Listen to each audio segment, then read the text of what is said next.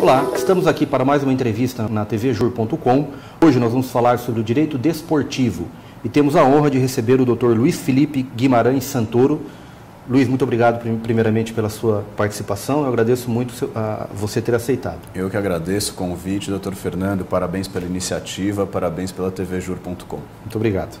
Dr. Luiz Felipe é advogado graduado pela Faculdade de Direito da Universidade de São Paulo, pós-graduado em Direito da Integração e Mercosul pela Universidade de Buenos Aires, na Argentina, especializado em Administração para Profissionais de Esportes pela GV de São Paulo, MBA em Football Industries pela Universidade de Liverpool, na Inglaterra, foi vice-presidente da Comissão de Direito Desportivo da OAB na gestão de 2005 e 2006, é professor universitário, autor de diversas obras relacionadas ao direito desportivo e é presidente do Instituto Brasileiro de Direito Desportivo. Muito bem. Dr. Luiz Felipe, aproveitando que nós estamos aqui na época de Copa do Mundo, então eu gostaria, e a respeito também de temas relacionados, eu queria tratar a respeito do Estatuto do Torcedor. Qual é a estrutura do Estatuto do Torcedor? Como que ele procura trazer alguma proteção ao torcedor brasileiro? Na verdade, o Estatuto do Torcedor, além da proteção que ele traz ao torcedor, ele traz também alguns deveres, né? O que é bem interessante a gente deixar bem claro logo de início, né? Então, ele protege o torcedor na medida em que ele aplica ao torcedor toda a legislação consumerista. Tá? Então, o torcedor é tratado realmente como um consumidor. Tá? O torcedor ele pode se valer de todos os meios que o consumidor pode se valer para sua defesa em juízo, o torcedor também pode, né? O Estatuto do Torcedor, desde sua sanção, ele contém alguns artigos cuja aplicabilidade ela é muito, não diria difícil, ela é mais complicada porque não depende das entidades de prática desportiva, né, ou seja, dos clubes mandantes, ou das entidades de administração do desporto, que são as federações. Então, por exemplo, o torcedor tem direito a um transporte organizado. Não é o clube nem a federação, né, que tem que ser responsável por esse transporte, é a responsabilidade do poder público. Né? Por exemplo, o torcedor tem direito à segurança no trajeto de ida ao estádio, dentro do estádio e na volta para casa.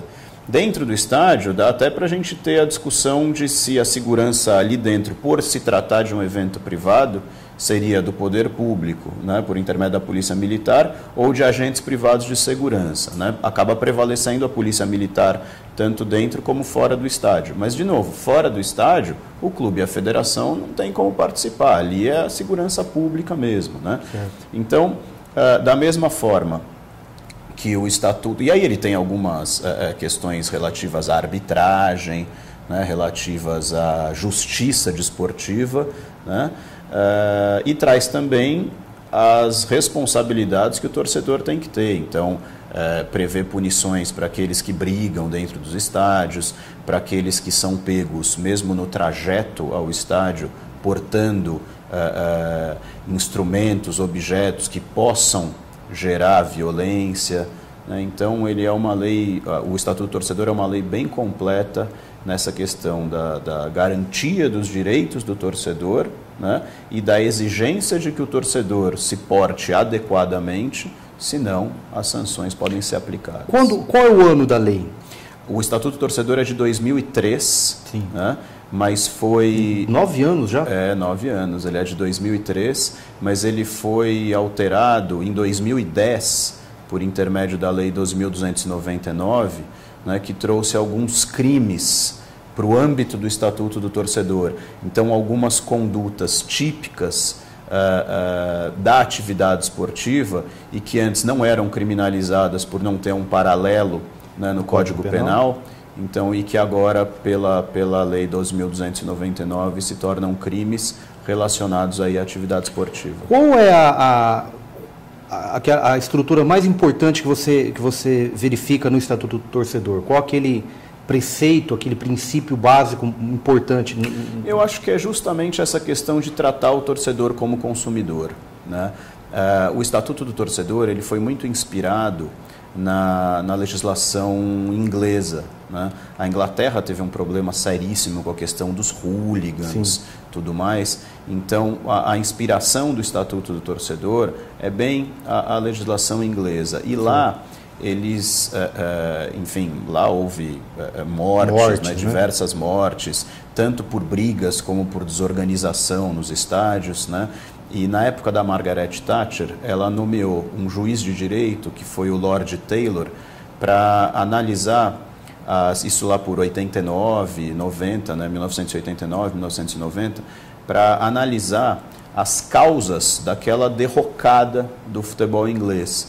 E esse juiz de direito veio com um relatório que acabou sendo conhecido por Relatório Taylor, né, onde ele narrava uma série de causas para aquela situação e propunha algumas medidas, né? Então, por exemplo, como muitas mortes ocorreram em razão do esmagamento de torcedores nos alambrados, o relatório Taylor sugeriu a retirada de todos os alambrados dos estádios ingleses. E hoje os estádios não têm alambrado, só que, voltado para o público, tem uma plaquinha ali escrito "Pitch invasion is a criminal offense", ou seja, invasão de campo é crime. Sim. E quem invade o campo vai preso e fica preso. É crime, né? É crime. Ponto. Então eles têm jogos sem alambrados e que ninguém invade o campo, porque quem invade o campo vai ser preso, né? E lá atrás, né, então toda essa explicação do futebol inglês, porque eles chegaram à conclusão que se você tratava o torcedor como gado, ele reagia como gado. Então, se o torcedor é tratado como animal, ele reage como animal. Se ele for tratado como gente, ele reage como gente, né?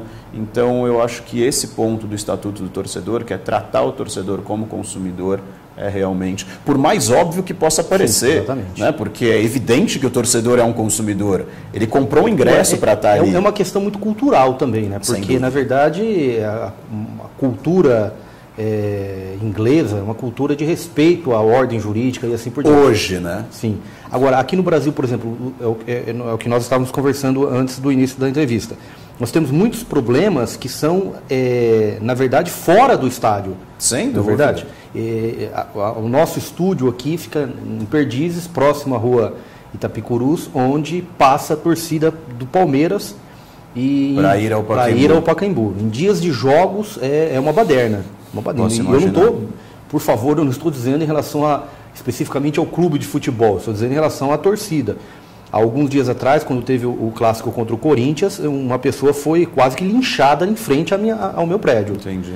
Porque ele passava de moto e a moto parou no semáforo e estava passando os palmeirenses ali, então quase linchado, teve que subir carro da rota, subir resgate, foi um...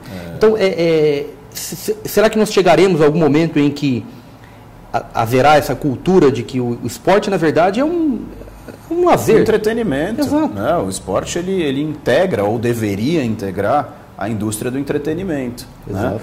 Né? Concordo que seja cultural, e aí existe uma discussão muito grande que vai até além do esporte, né? E acaba entrando mesmo na seara penal, que eventualmente, se adiantaria um recrudescimento das penas. Exatamente. Né?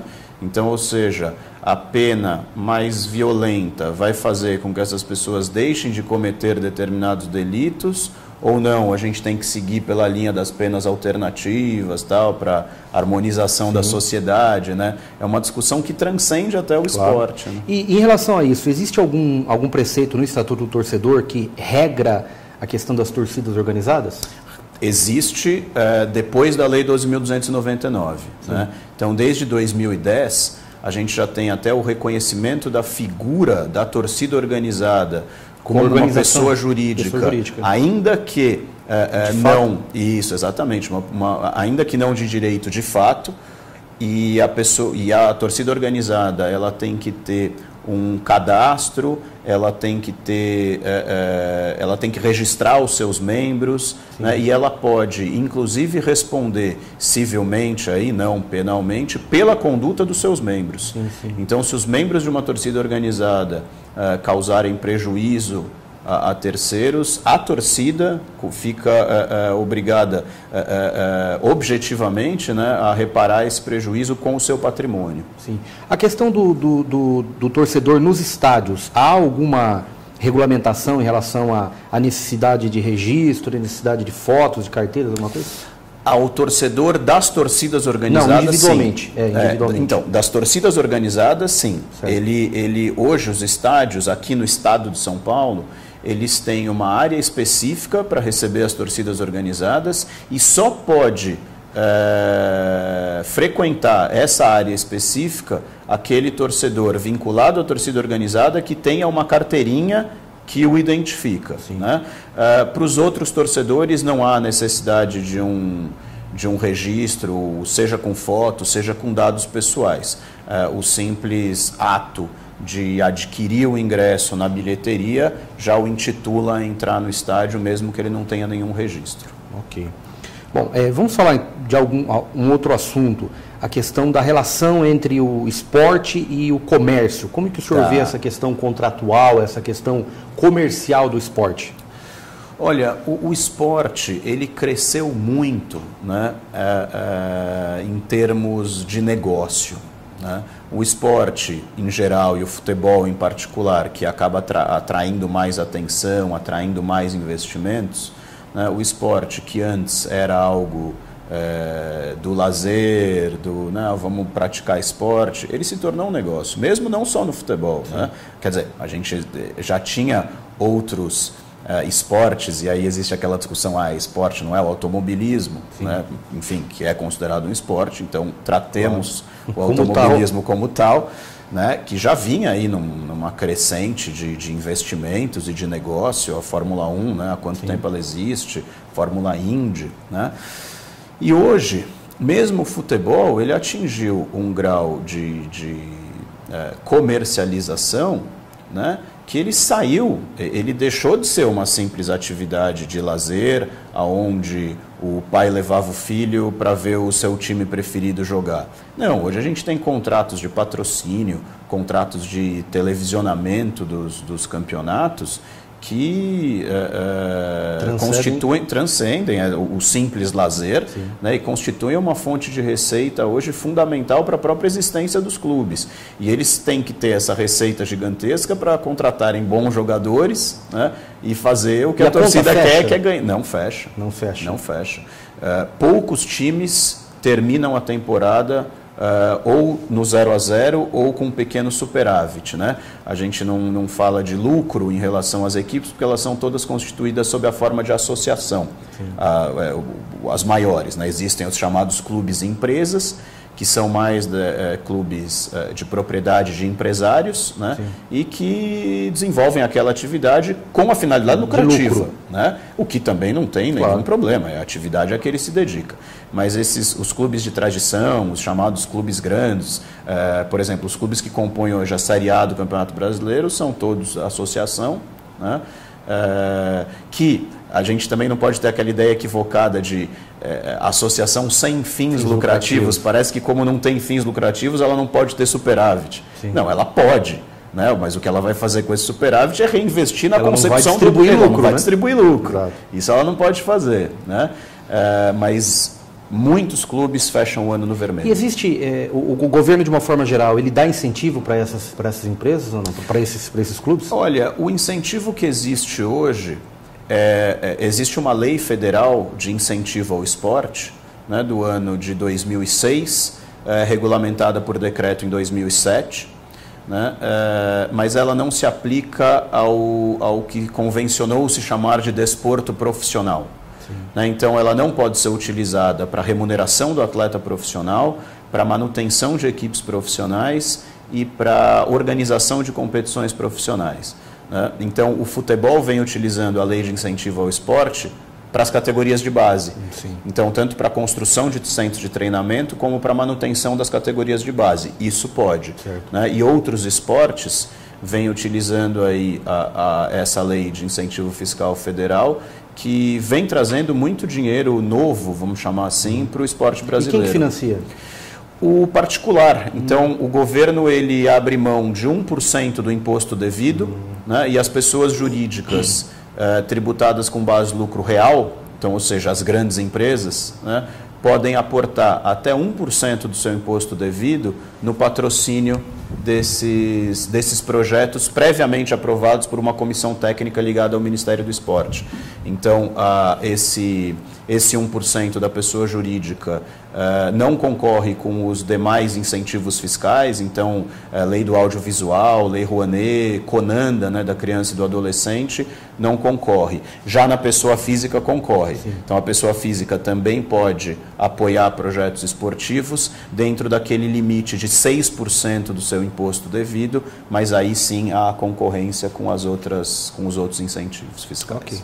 Muito bem, então vamos fazer um pequeno intervalo aqui e no segundo bloco nós vamos tratar a respeito da Lei Geral da Copa. Combinado.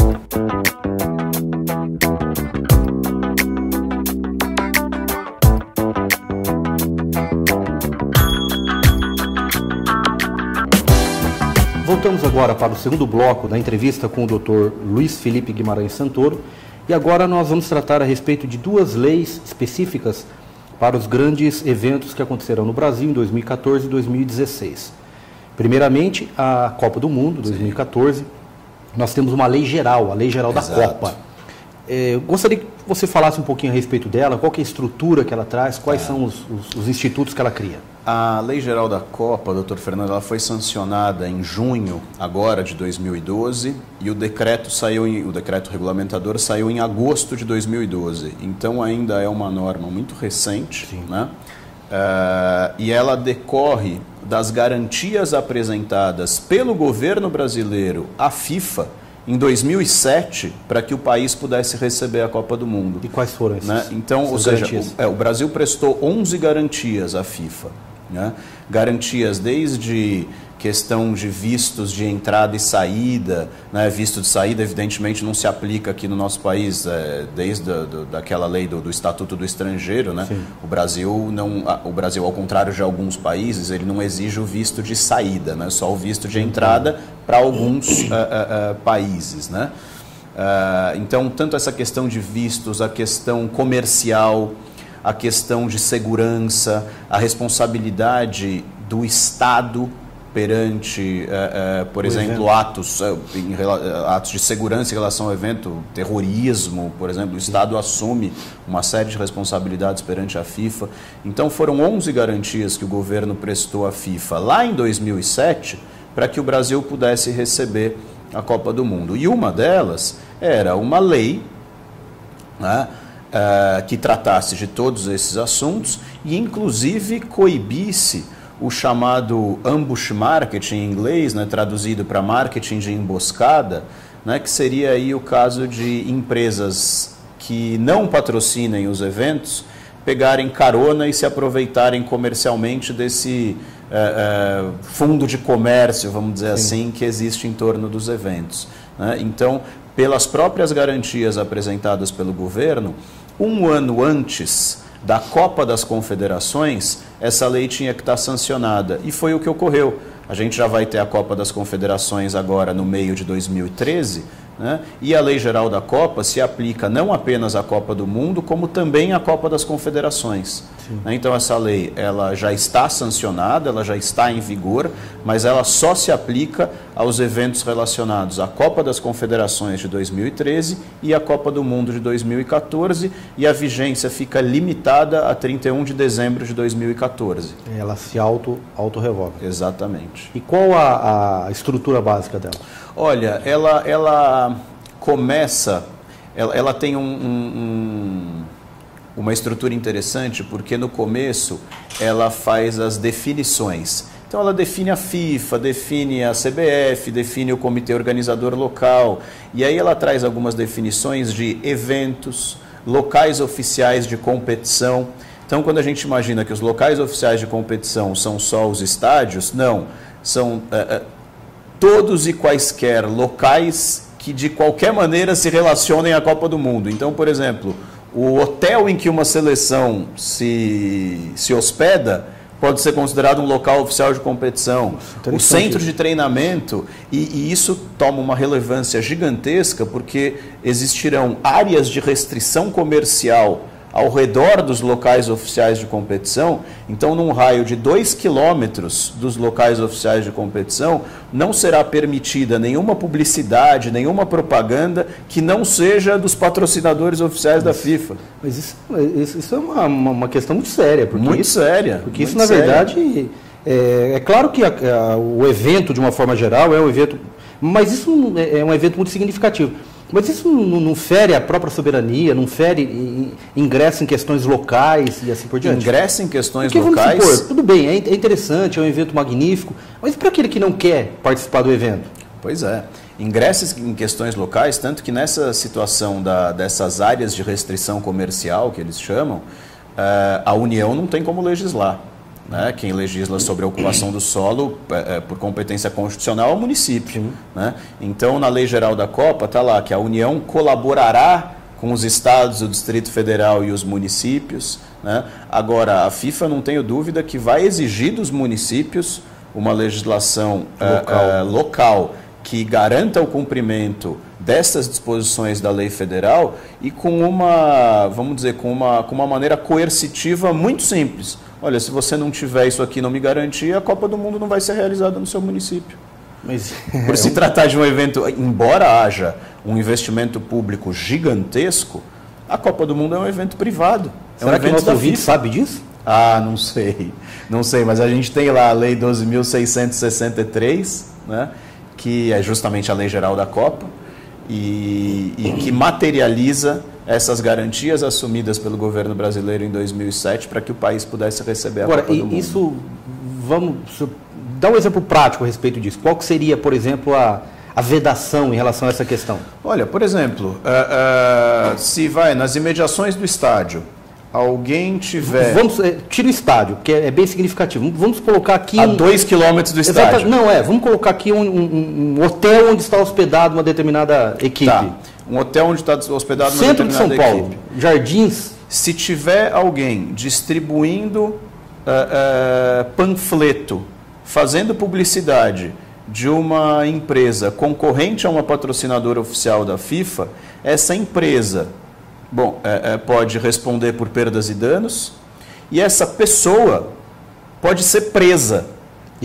Existe dispositivo criminal na Lei Geral da Copa para coibir esse chamado marketing emboscada, com pena de detenção de 3 meses a 1 ano e multa.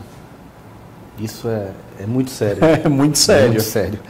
É uma questão que foge até a razoabilidade. Não tenha dúvida. Foge à razoabilidade. Isso é uma questão.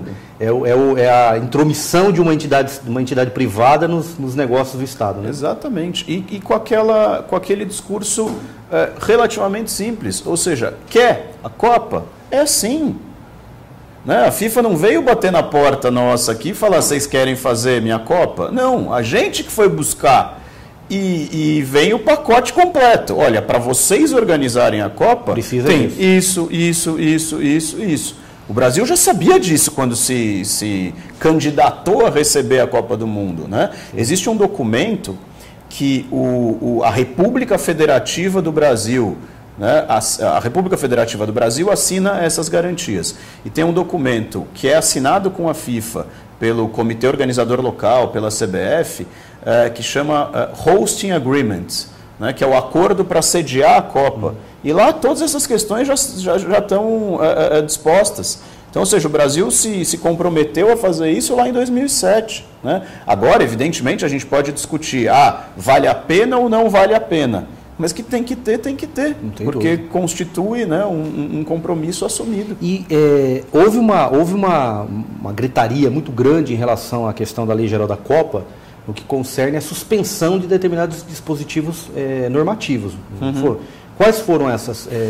Olha, existe a suspensão de alguns artigos do Estatuto do Torcedor, mas que realmente não seriam aplicáveis num evento como a Copa do Mundo. Então, vamos dar um exemplo. O Estatuto do Torcedor determina que o árbitro tem que entregar a súmula da partida até tal hora do dia seguinte e as entidades de administração do desporto, né? Então as entidades organizadoras da competição. Isso não faria sentido mesmo se manter.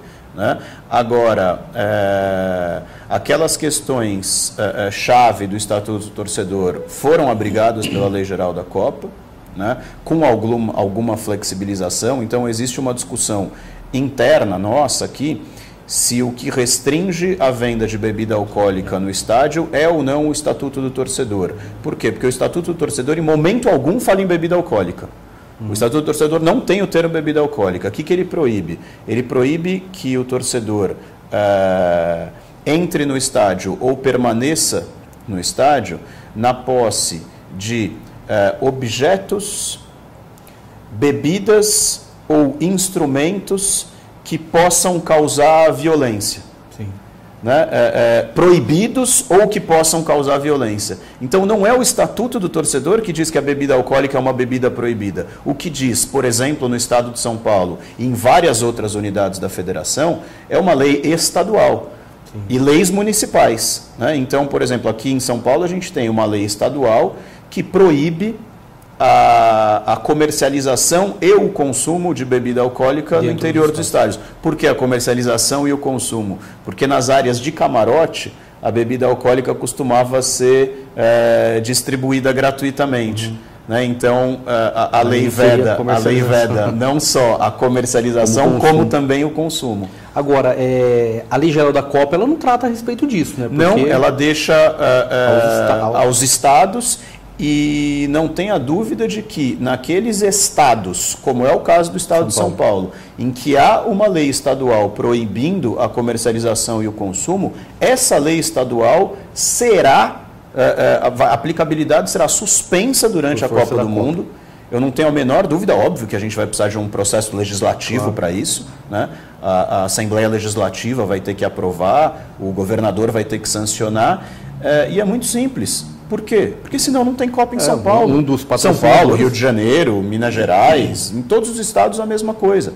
E nos jogos da Copa do Mundo vai ser vendida bebida alcoólica dentro do estádio. Muito bem. Bom, e o segundo evento grande que nós temos é a Olimpíada. Exato. Existe também alguma lei que trata a respeito da Olimpíada, embora ela seja mais longe? Já existem dois diplomas legais, né? Tanto a lei que criou o ato olímpico, né? E a lei que criou a autoridade pública olímpica, mas, por exemplo, leis como, além da Lei Geral da Copa, a gente tem uma lei de isenção tributária para a FIFA, e para a construção de estádios, por exemplo, relacionados ao Mundial, anterior à Lei Geral da Copa, que se convencionou chamar de Recopa. Né? Então, a gente já tem medidas mais efetivas para a Copa do Mundo que a gente ainda não tem em relação às Olimpíadas. Sim. Mas eu não tenho dúvida de que mais para frente a gente vai ter uma lei para as Olimpíadas, por exemplo, coibindo esse marketing de emboscada, a exemplo do que a gente tem hoje para a Copa do Mundo. A lei que cria o ato olímpico, o que é esse ato olímpico? São medidas preparatórias, assim. Preparatórias até a apresentação do Brasil como candidato a receber. Na verdade, ali não e não é o Brasil, né? É o Brasil, mas é mais o Rio de Janeiro, né? Enfim, mas existe todo um envolvimento nacional, né, com o recebimento das Olimpíadas. Então, são medidas preparatórias justamente para viabilizar a candidatura do país. E em relação à autoridade pública olímpica, é determinada uma autoridade do poder nomeada pelo poder público que vai coordenar as medidas, as obras,